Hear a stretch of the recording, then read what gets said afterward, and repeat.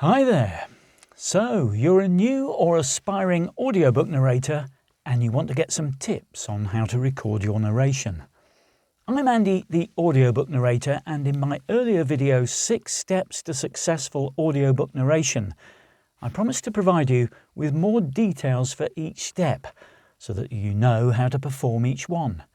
And so this video covers step 2, which is recording the narration. Stick around because I'm about to show you how to record your voice for this purpose using Audacity, which is a fantastic recording and editing app. And what's more, it is free. At this stage, let me remind you that the 6 steps videos, including this one, focus on technical and procedural tasks around audiobook narration, not on issues relating to your performance. I will be producing loads of videos covering performance tips and skills in later editions. Back to Audacity, what I like about it, apart from the fact that it's free, is that it is so easy to use for both recording and editing. It makes so much sense to use the same system for both activities too. I'm sure that there are other programs out there that are more sophisticated and have more features, but why complicate your life and compromise your bank balance when Audacity has more than enough features to ensure that your audiobook narration is as good as it can get? Just be aware that Audacity is only available for desktop PCs and laptops, so if you are planning to record and edit using your phone or a tablet, then you'll need to look for another app. It's great for me because in my studio I record onto my laptop, and then back in my office I use a desktop PC to do the editing of the recording, so I have Audacity installed on both. Okay, so if you don't have Audacity, then you can download it quickly and simply by going to www.audacityteam.org and clicking on the download button, like so. Right, so Audacity is ready and waiting. You have your manuscript, which I choose to print out and prop up on a document stand. I prefer to do this because it is easier to mark the manuscript or make a note of something if I need to do so as I go along, such as if I spot a typo I missed in my reading of the book in step 1, or if there's a pronunciation I need to check as I'm recording. If you're new to narrating, you might want to read each paragraph to yourself in your head just before you record it, just so you're clear in your mind how you want to read it. But as you get more experienced and you're well into the story, you'll find that you can probably just naturally use the right emphasis and intonation most of the time. And if you don't, well, you can just stop and delete the last little bit you've done that didn't sound right, and then carry on. Now, when you first download Audacity, you'll need to make sure that the recording device you are using, your microphone, and the playback device, such as your speakers or headphones, are selected. So let's just get rid of the opening screen there.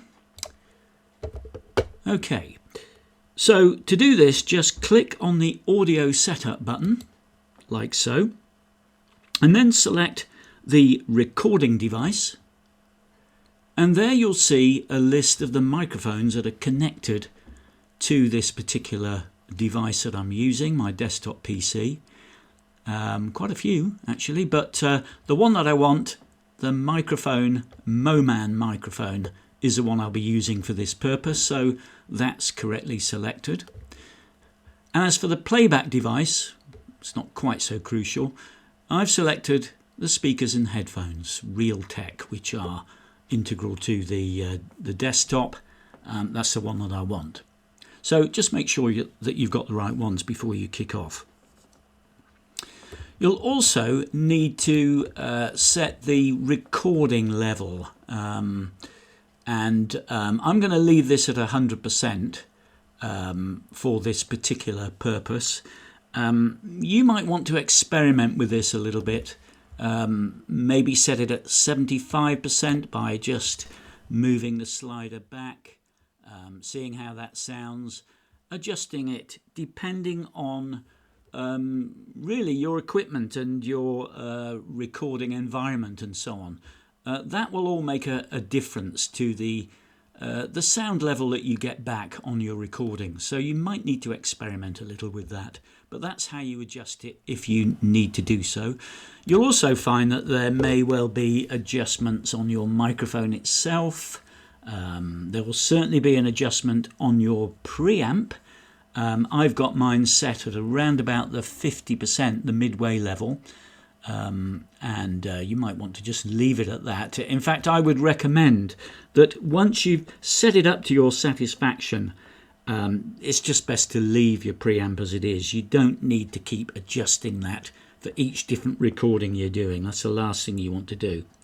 And my advice really is don't get too hung up about any of this at this stage, because when you come to edit your recording, which is step 4 in this 6-step process, you're going to then have the scope to adjust and improve the level and quality of the recording anyway.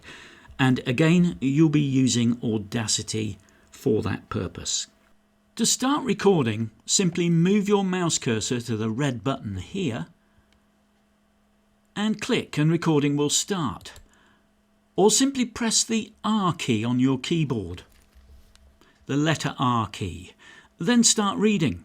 Now, don't worry if you're slow to start or if you pause here and there, because you can take out or shorten any unnecessarily long pauses later when you come to edit, which is step 4. So I'm going to read a short passage from Fresh Eggs and Dog Beds, Living the Dream in Rural Ireland, a book written by Nick Albert, the first book that I ever narrated. And here we go. Joanne laughed. "Have you decided where you want to move to?" "Not yet. We've done a little speculative window shopping, but nothing serious," I said. "It's a tough decision. Yesterday we tried using an atlas and a pin." "That sounds like Mummy's idea." "It was a bit of fun, but you're right," I admitted. "How did it go?" Joanne asked. "Not well," I said. "First she stuck the pin in my thumb." "Accidentally, of course." "I'm not convinced," I joked. "Then she hit the North Sea and a service station on the M1 motorway." Okay, so I've finished my recording. Now, to stop the recording, you can either click your mouse on the square symbol here, or you can just press the spacebar on your keyboard. I actually find it easier to press the spacebar rather than faffing about with the mouse, if I'm honest.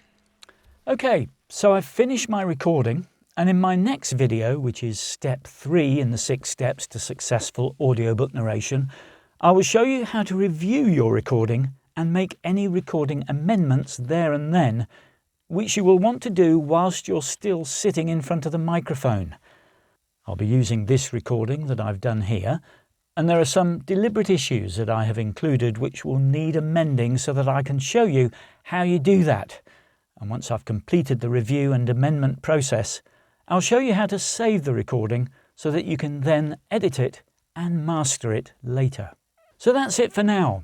Be sure to join me in the next video in this series, which, as I said, covers step 3, which is review and amend your recording.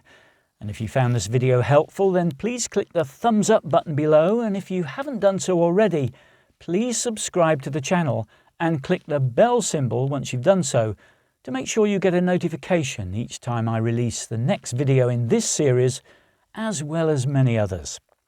And if you have any questions you want to ask me, please post them up in the comments section below. Thanks for watching. See me again soon. Bye for now.